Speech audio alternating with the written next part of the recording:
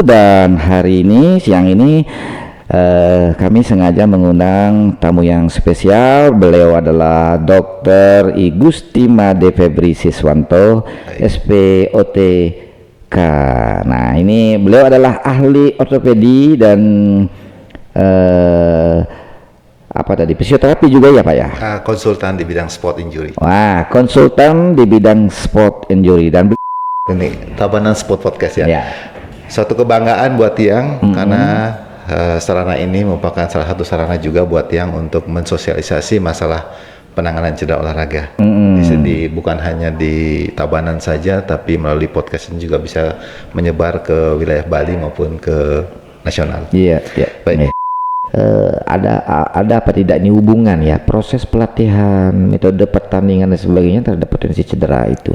Intinya bagaimana kita bisa meminimalkan potensi cedera, dan kalaupun cedera mereka tertangani dengan baik. Ini apa saja sebenarnya harus kami lakukan di KONI ini Pak? Baik sekali untuk kita bicara hari ini. Mungkin teman-teman atau kalian pelaku olahraga, kalau ada yang mau ditanyakan segala macam, silakan DM saya, nanti di share IG-nya. Luar biasa ya. Silakan anytime DM saya, ataupun mau mencari informasi-informasi mengenai cedera-cedera olahraga ini, kami mempunyai link di Instagram sendiri, yaitu nanti namanya orpis.id. Kalau link saya itu IGM_Febri. Pengetahuan dari pelatih harus macam mengenai anatomi daripada tubuh manusia ini, terutama sendi lutut lah kita bilang. Tidak harus dalam-dalam, nanti kalau dalam jadi dokter juga nanti. Iya. Biar dokternya menangani, kami cuma mohon. Nah, itu yang kita lakukan, pemahaman dasar secara garis besar aja pengetahuannya. Nah, pesan saya buat para atlet, jangan jadikan cedera ini sesuatu hal yang menakutkan. Karena sudah ada yang menangani, dan kami bisa membawa kalian untuk kembali berprestasi kembali. Gitu. Asalkan yang tadi sangat penting dalam cedera ini adalah penanganan awal.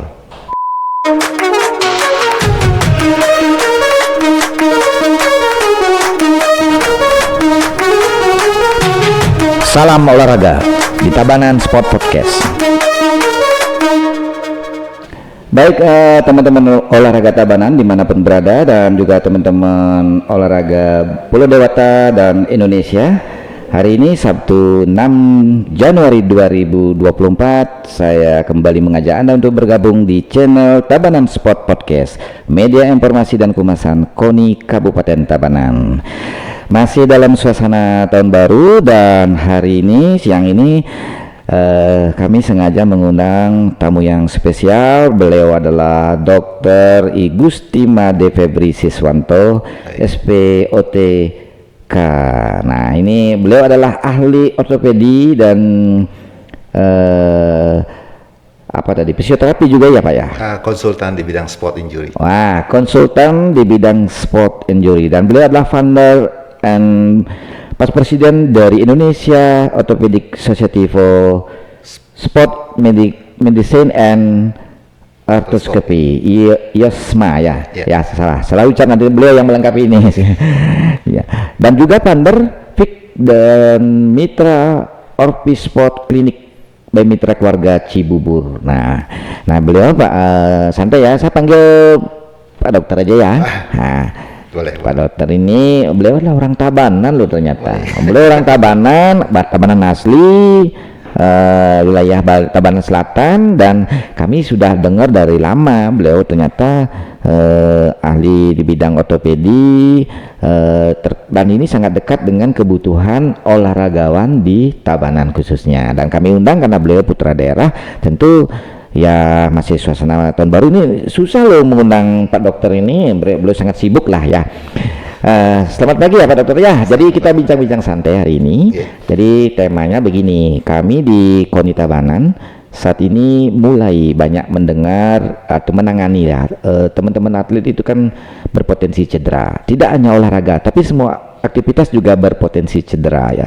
Tetapi di bidang olahraga kami di KONI Tabanan kan wajib untuk menggali banyak informasi, pengetahuan bagaimana kita mencegah potensi cedera itu terjadi, dan juga kalaupun sudah cedera bagaimana proses pemulihannya. Dan tahun ini saja kami mencatat ada 3 ya, kalau tidak salah ada 3 atlet yang sedang terapi dan juga pengobatan. Nah, kira-kira ini kan penting nih informasi penanganan cedera bagi atlet ini, karena Pak Dokter ini pengalaman ya mendampingi apa kemarin PSSI juga ya, tim PSSI. Betul. Kebetulan saya dipercaya bersama dengan tim di klinik sebagai klinik rujukan dari timnas nasional kita, yaitu sepak bola dari segala usia, dari usia U16 sampai senior. Iya, jadi bisa nanti profilnya bisa dicek di beberapa situs beliau ya, dari Instagram dan sebagainya. Nah, ini kembali ke tadi pertanyaannya, bagaimana sih Pak Dokter melihat fenomena cedera ya, khususnya di kalangan atlet secara nasional, khususnya lagi di Tabanan ini ya. Bagaimana ini cedera-cedera apa saja yang sering terjadi di kalangan atlet, dan apa penyebabnya dan bagaimana penanganannya, kira-kira seperti apa, bisa dijelaskan? Baik. Tapi sebelumnya boleh memperkenalkan, tadi belum lengkap. Baik, nah. Baik, pertama-tama yang sampaikan matur semua niki kepada KONI Tabanan dan selamat tahun baru 2024. Semua sudah mengundang tiang ke acara yang di channel Tabanan Sport Podcast ya. Ini Tabanan Sport Podcast ya. Suatu kebanggaan buat Tiang karena sarana ini merupakan salah satu sarana juga buat Tiang untuk mensosialisasi masalah penanganan cedera olahraga. Bukan hanya di Tabanan saja, tapi melalui podcast ini juga bisa menyebar ke wilayah Bali maupun ke nasional. Baik. Masuk ke masalah cedera olahraga. Sebelumnya Tiang mau perkenalkan dulu. Silakan. Tadi sampun disampaikan nama Tiang Dr. Igusti Made Febri Siswanto, biasa dipanggil Dr. Febri. Dr. Febri ya. Tiang ortopedi surgeon, jadi ahli bedah ortopedi, tapi lebih mengkhususkan diri mengambil subspecialty ke masalah penanganan cedera olahraga.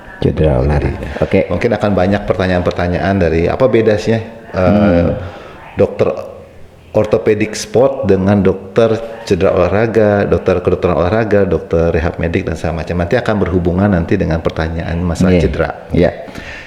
Oke, kita masuk, sebelum nanti itu saya jawab, saya masuk ke pertanyaannya. Cedera-cedera yang sering terjadi pada olahraga. Secara garis besar, cedera pada olahraga itu dibagi menjadi 3 tipe. Jadi ada tipe 1, tipe 2, dan tipe 3.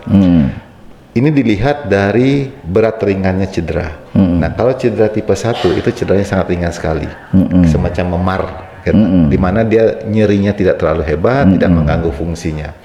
Kalau tipe 2 itu cedera yang mengakibatkan kerusakan jaringan hampir mencapai 50% daripada jaringan. Dia akan menimbulkan nyeri dan sedikit gangguan fungsi daripada jaringan tersebut. Nah, tipe 3 adalah cedera di mana tadi cedera kerusakan jaringan total, atau kita bilang bisa putus. Nah, di sini akan menyebabkan nyeri makin bertambah dan kehilangan fungsi daripada jaringan tersebut. Kembali lagi di awal, tadi yang sampaikan bahwa perbedaannya dari dokter ortopedik olahraga dengan kedokteran olahraga sama macam. Kami di bidang ortopedik olahraga yang khusus mengenai olahraga itu lebih memfokuskan ke tipe 3 ini, terutama jaringan-jaringan yang mengalami kerusakan total. Yang paling sering dialami adalah cedera pada ligamen. Ligamen yaitu jaringan yang menghubungkan tulang sama tulang. Itu posisi di tubuh itu di mana itu? Ligamen banyak di tubuh kita, tapi yang mungkin teman-teman pelaku olahraga atau yang suka olahraga atau atlet ini paling sering itu mungkin mendengar nama istilah robekan atau putusnya ligamen ACL. Ya. Itu di lutut. Oh, itu paling sering. Iya, benar. Ya. Ini yang paling sering. Paling sering terjadi. Jadi itu tipe 3. Nah, kami di bidang ortopedik sport ini menangani hal ini. Jadi untuk penanganan hal tersebut. Jadi sebenarnya sekarang di Indonesia penanganan cedera olahraga itu sudah komprehensif sekali. Semua sudah bisa kita tangani di sini Indonesia dengan kerjasama dengan tim medis yang lain, semacam fisioterapi maupun kedokteran olahraga maupun rehab medik di situ. Jadi bisa sehingga saat ini sudah tidak ada lagi tempat buat cedera itu tidak bisa ditangani. Jadi seperti ini Kak. Iya. Jadi benar ya. Jadi yang banyak ya laporan yang kami terima dari teman-teman atlet-atlet binaan di KONI Tabanan ini itu cedera lutut ya. Saya sering cedera lutut apa tadi, ACL ya. Betul. Nah ini kami begini, kenapa kami mengundang Pak Dr. Febri ke sini untuk tentu untuk membuka lebih jelas ya tentang bagaimana sih ada apa tidak ini hubungan ya proses pelatihan, metode pertandingan dan sebagainya terhadap potensi cedera itu. Intinya bagaimana kita bisa meminimalkan potensi cedera, dan kalaupun cedera mereka tertangani dengan baik. Ini apa saja sebenarnya harus kami lakukan di KONI ini Pak? Baik, untuk cedera dapat dikatakan bahwa cedera itu harus kita rubah mindset dulu. Mindset bahwa cedera itu bukan sesuatu hal yang menakutkan. Iya. Ya. Cedera itu adalah bagian dari aktiviti yang kita lakukan, hobi yang kita lakukan. Iya betul. Tergantung cabang olahraganya juga. Kalau cabang olahraga banyak menggunakan bagian bawah tubuh, maka cedera ACL dan cedera pada lutut dan pergelangan kaki paling sering terjadi. Tapi kegiatan-kegiatan olahraga yang banyak menggunakan aktivitas bagian atas, maka akan lebih sering cedera pada bahu. Nah, di bahu. Kita bicara masalah sekarang cedera pada lutut yang paling sering. Contoh paling sering ya. Baik, apa yang harus kita lakukan? Nah, pertanyaan tidak bisa hanya terbatas apa yang harus kita lakukan, tapi kita harus tahu dulu secara medis. Jadi bagaimana sih sebenarnya lutut kita itu? Nah, nanti baru akan berimplikasi ke bagaimana nanti pola latihan, metode pelatihan apa yang harus dilakukan. Oke. Itu dari mana kita tahu itu Pak? Baik. Nah, kalau seperti ini saya agak bicara sedikit medis. Silakan. Penting. Ini kan biar teman-teman secara awam tidak pusing dengan masalah medis ya. Jadi kalau kita lihat satu sendi lutut, yang penting kita ketahui di sini bahwa kita bicara masalah stabilizer atau stabilitas daripada sendi lutut tersebut. Nah, di lutut ada 2 stabilizer yang menjaga stabilitas dari lutut tersebut. Nah, jadi lutut itu bisa ada pergerakan antara tulang kering yang kita bilang ya, tulang kering bagian atas dengan tulang paha bagian bawah. Ada pergerakan di sana. Tapi pergerakan normal itu ukurannya milimeter. Nah, karena ada peranan daripada ligamen-ligamen ini. Nah, secara garis besar stabilizer ini dibagi 2. Yang stabilizer utama yang kita bilang primary stabilizer, yang kedua adalah stabilizer tambahan atau secondary stabilizer. Nah, 80% itu dipegang oleh primary stabilizer atau stabilizer utama yang terdiri dari ligamen dan bantalan sendi atau istilahnya medisnya meniskus. Nah, di situ yang megangnya. Nah, untuk ligamen sendiri di dalam lutut ada 4 ligamen utama yang memegang, ya, 2 di sisi samping kanan dan kiri lutut, dan 2 ada di tengah-tengah. Nah, yang di tengah-tengah ini bagian depan namanya ACL, betul. Di bagian belakang namanya PCL, 2 yang di sisi samping sisi luar, ya, sisi luar itu namanya LCL, yang sisi dalam namanya MCL. Jadi beda nama itu posisinya. Iya, posisi ligamen dan juga ini juga berbeda dari sisi peranan fungsinya dia. Nah, kalau ACL itu lebih ke arah fungsinya mencegah pergeseran daripada tulang kering bagian atas terhadap paha bagian bawah ini ke depan. Dia yang kayak ngunci. Jadi gitu ya. Dia seperti ini Ki. Jadi dia ini tulang kering bagian atas, tulang paha, dia mencegah bergeser ke depan dan juga untuk menghambat tadinya rotasi berlebihan seperti ini. Nah, makanya sebenarnya kalau ACL ini adalah cedera yang terjadi sifatnya non kontak injury. Jadi bukan oleh karena benturan, tapi oleh karena perubahan pergerakan yang tiba-tiba dari sendi lutut atau kita bilang pivot movement. Jadi dengan posisi kaki terjadi geser twisting. Itu kalau ada perubahan tiba-tiba ya? Tiba-tiba. Landing, jatuh dengan posisi kaki agak sedikit nekuk ke dalam, kemudian muter. Nah, itu bisa terjadi. Atau lari, tiba-tiba stop, perubahan posisi, itu bisa terjadi di sana. Jadi nggak harus benturan, kemudian cedera gitu tidak terjadi. Bisa. Beda dengan PCL. Artinya salah melakukan pola latihan itu juga bisa berdampak. Salah satu makanya untuk mencegah terjadinya cedera ACL ini, maka latihan agility, kelincahan, latihan loncat, latihan landing, itu harus lebih banyak dilatih gitu. Sembari juga kita memperkuat daripada secondary stabilizer. Jadi bisa dikatakan latihan dengan metode yang benar itu berdampak untuk mencegah potensi risiko cedera, kan gitu ya? Mengurangi ya. Betul. Mengurangi. Dan juga yang kedua adalah kita melatih secondary stabilizer-nya. Secondary stabilizer itu adalah otot-otot yang melewati sendi lutut. Ya.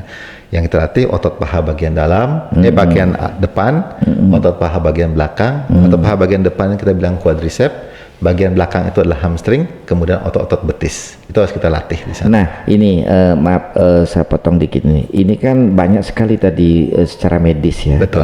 ACL, PCL. Nah, ini kan berarti seorang pelatih ini harus paham betul terhadap apa namanya. Pengetahuan ini kan termasuk pengetahuan basic ya sebelum pelatih memberikan program latihan kepada atlet ya. Betul. Sekaligus juga bisa mengevaluasi apakah teknis latihan yang dilakukan oleh atlet sudah benar dan apakah bisa cedera tadi kan gini. Betul. Nah ini bagaimana caranya nih secara organisasi Pak? Jadi bagaimana nih apa yang harus dibenahi nih dalam pola-pola pelatihan pembinaan olahraga prestasi ini kalau ternyata ini kan banyak atlet itu kan masih pemula, masih muda, awam dan sebagainya. Betul. Pelatihnya juga jangan sampai tidak pernah menceritakan hal ini sehingga mereka salah gitu misalnya. Apa yang yang didorong ke depan ini yang baik. Otomatis seperti ini kita harus saling sharing pengetahuan, pengetahuan semua pihak. Bukan hanya dari sisi pelatih saja, tapi dari manajemen juga harus mengerti, kemudian medisnya pun harus mengerti juga masalah olahraga ini. Olahraga ini. Jadi bukan hanya berpatokan full pada hanya masalah medis saja, tapi juga harus tahu. Karena masing-masing cabang olahraga dia harus tahu karakteristik daripada olahraga ini.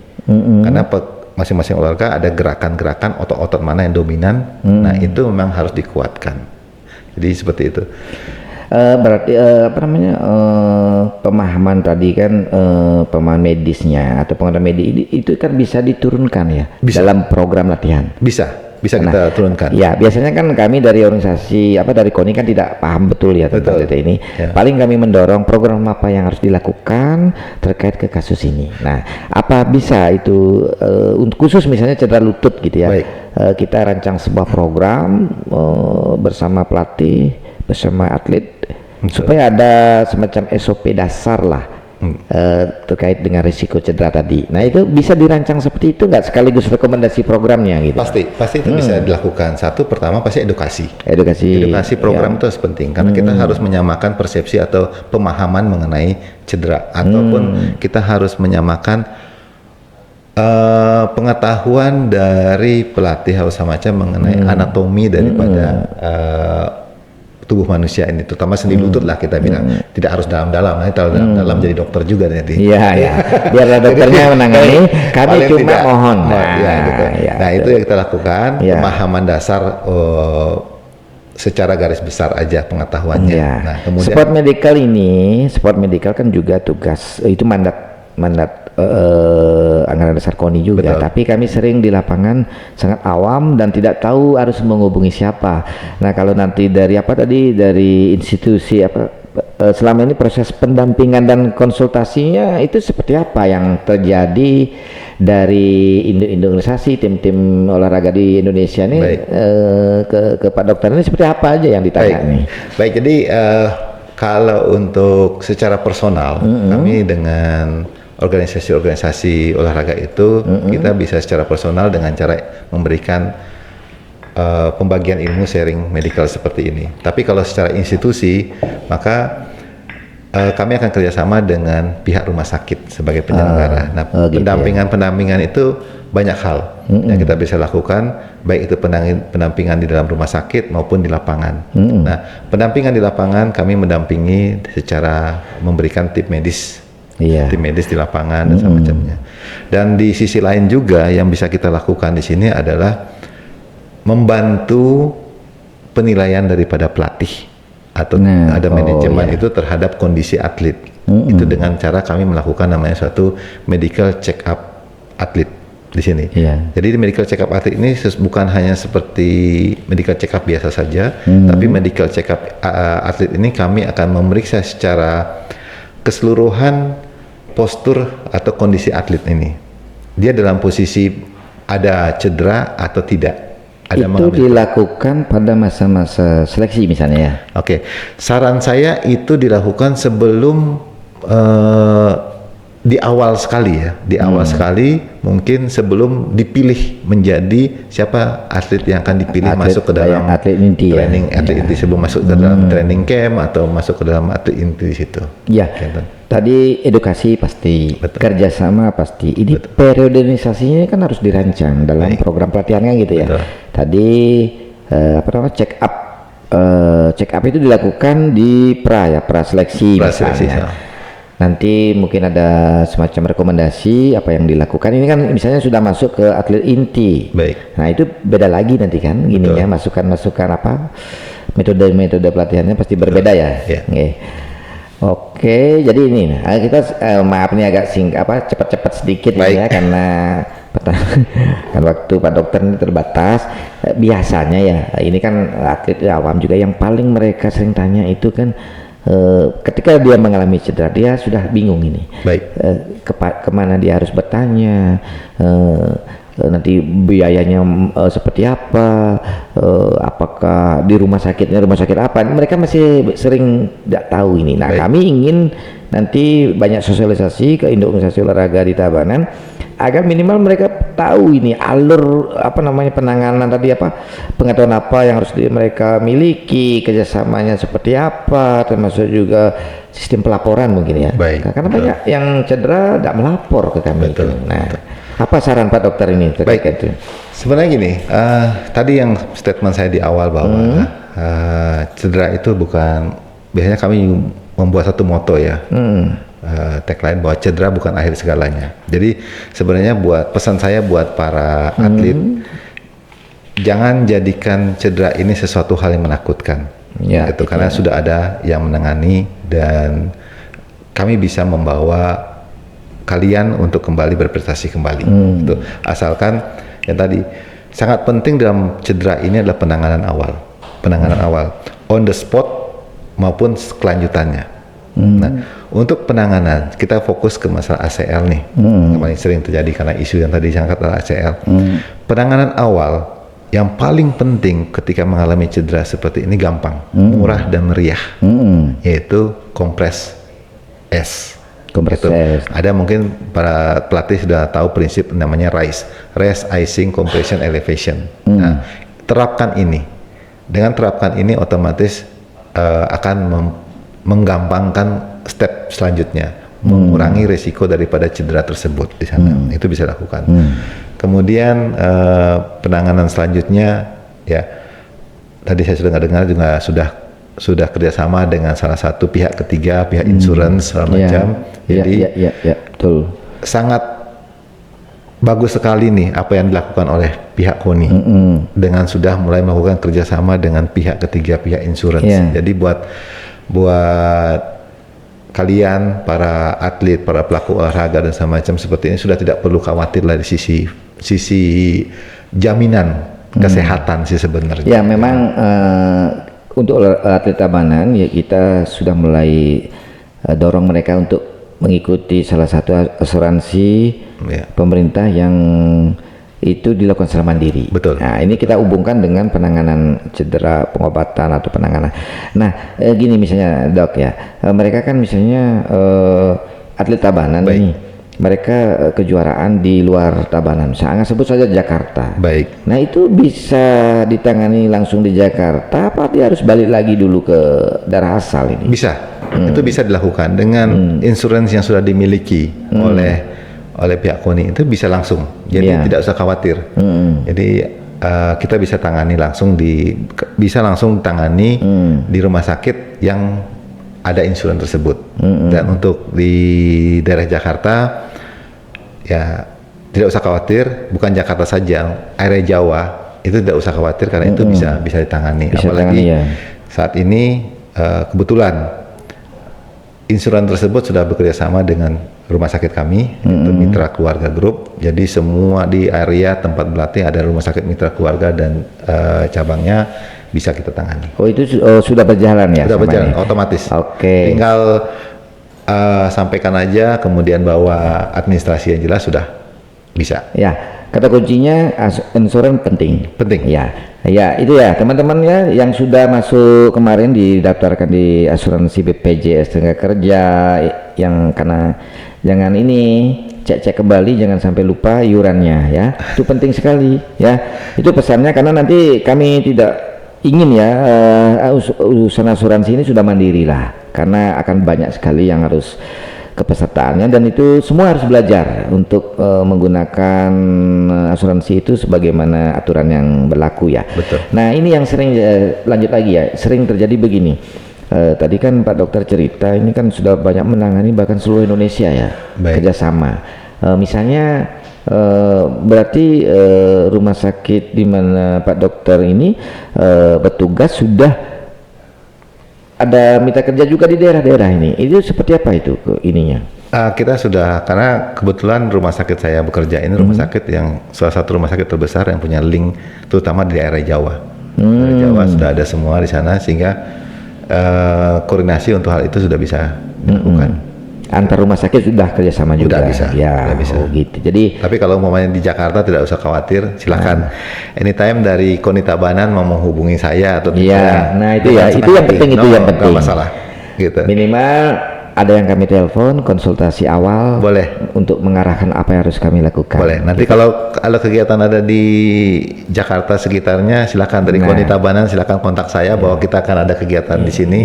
Kami siap backup. Nah ini yang kita cari nih, makanya kita undang Pak Dokter ke sini nih. Karena kita mungkin ya kita kan perlu menormalisasi trauma-trauma orang yang kita di daerah ini kan kadang beda ya. Karena image-nya rumah sakit canggih itu kan Jakarta. Oh di daerah ini pasti terbatas ini ya. Kalau dengan proses konsultasi itu bisa dimudahkan ya. Tentu kita tidak harus panik ya, tidak harus panik. Betul. Nah, kalau untuk di daerah-daerah tidak usah khawatir juga, apalagi di Bali seperti ini, tidak usah khawatir. Tadi sudah diperkenalkan, saya juga salah satu founder dan pas presiden daripada organisasi IOSMA singkatannya. Oh ya, IOSMA ya. Di sini kebetulan kami member-member kami di Bali juga sudah ada beberapa orang. Saya bisa membantu untuk mensosialisasi hal ini untuk membantu KONI Tabanan ataupun KONI-KONI di daerah Bali lah ya. Untuk bagaimana sosialisasi akan hal ini dan membantu KONI Bali. Benar-benar itu yang kami harapkan, dan tentu kami sering juga diskusi sama teman-teman di KONI kabupaten kota yang lain bahwa ini semua sebenarnya sudah masuk ke sektor sport medical ini. Tapi kita tahu mau apa dari mana. Nah, gini selanjutnya ini kan kami memiliki tugas mengordinasi semua potensi yang ada. Kami ingin menuangkan dalam bentuk kegiatan program, apalagi tahun 2024 ini kan Bali persiapan menuju PON. Tahun 2025 Bali melaksanakan Porprov.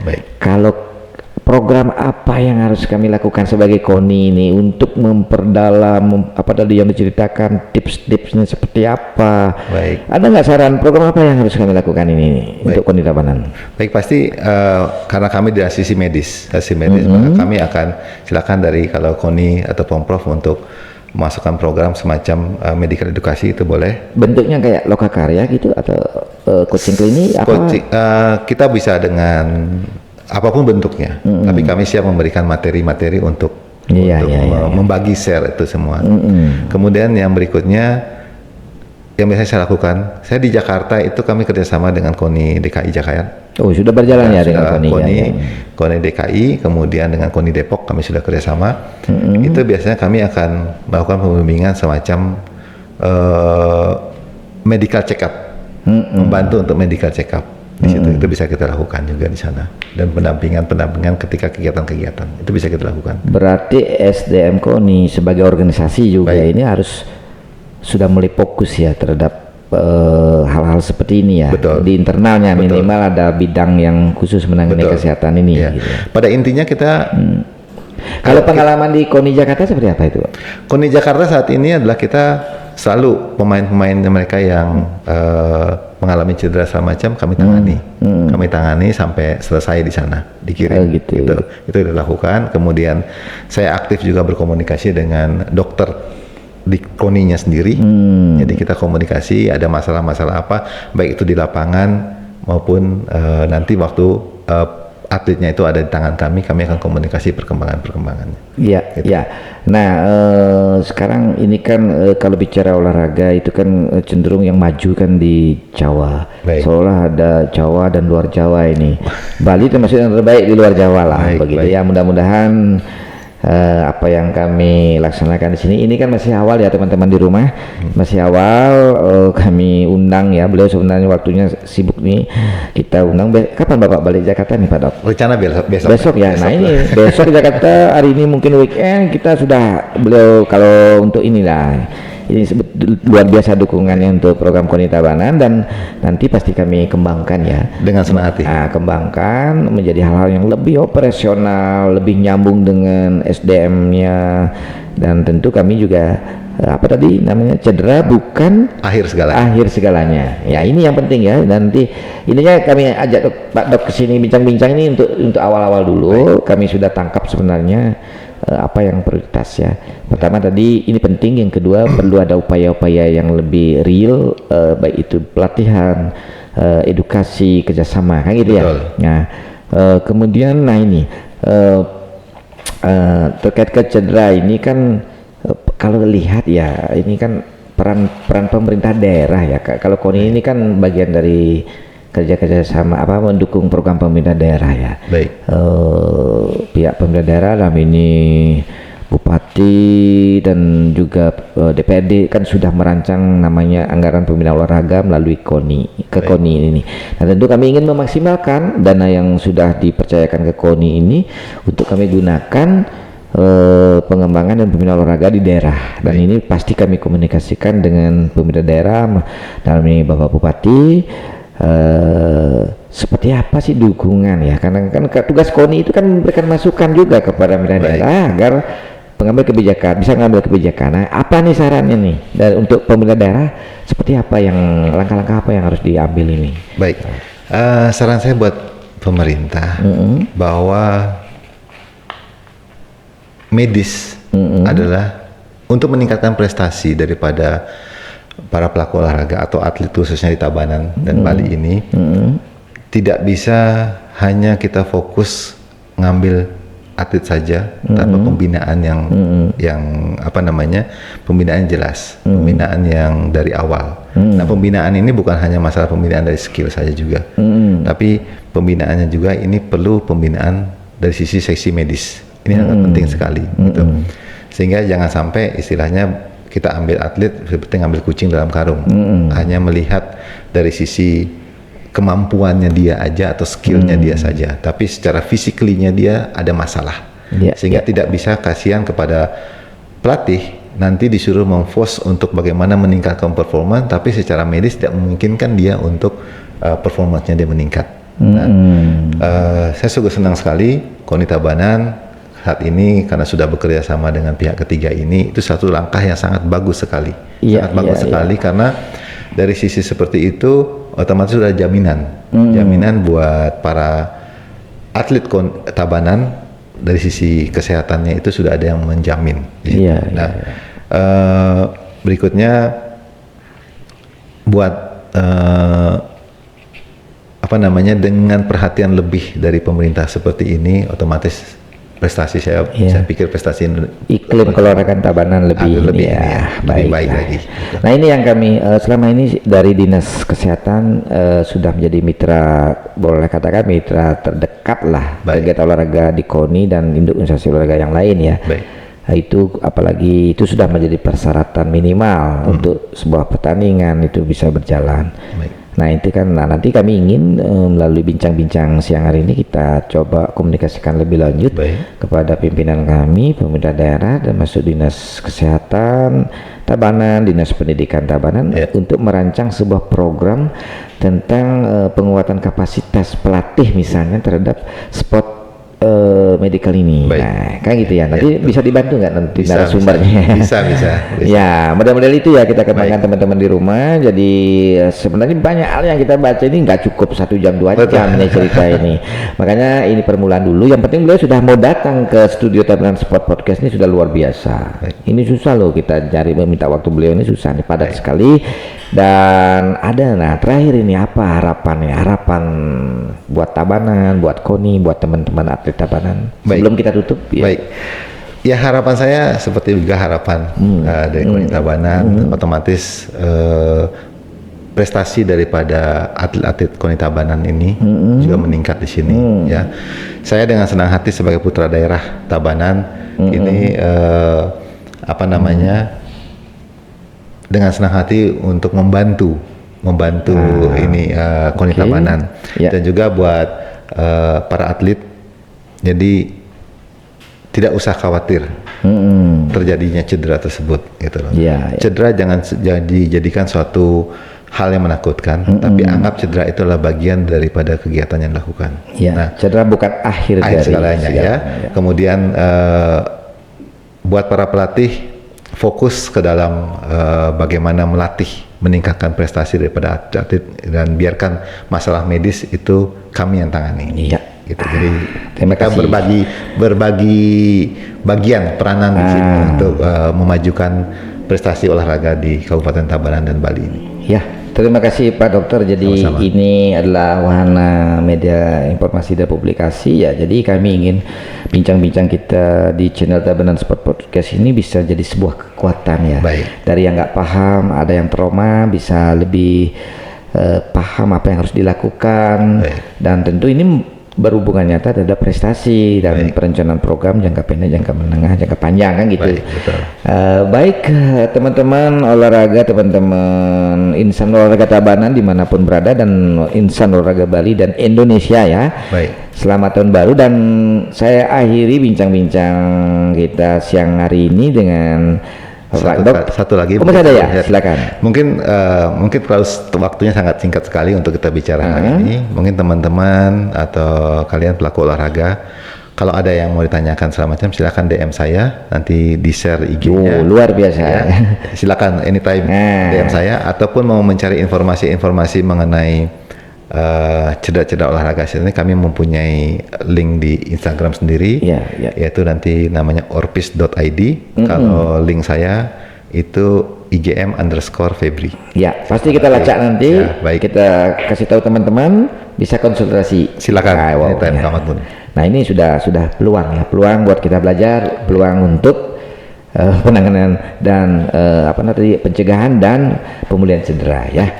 Baik, terima kasih teman-teman pemirsa Tabanan Sport Podcast. Karena waktu yang terbatas, terpaksa kami akhiri bincang-bincang olahraga siang hari ini, dan tentunya diskusi hari ini bukan yang terakhir. Kita akan kembangkan dalam kegiatan yang terarah lainnya, misalnya pelatihan nanti ya kami rancang, karena mumpung ini awal tahun Pak ya. Pada mumpung awal tahun nanti kami coba kumpulkan konsultasi juga dengan teman-teman atlet dan pelatih. Hasil bincang-bincang siang hari ini, kira-kira program yang jangka pendeknya seperti apa. Nanti mohon dibantu ya, mohon dibantu. Ya, demikian teman-teman semuanya. Mohon maaf karena waktu terbatas. Saya akhiri teman-teman, cedera bukan akhir segalanya. Buat atlet Tabanan, tetap semangat, tambah medali, naik peringkat. Salam olahraga. Terima kasih Pak Dokter.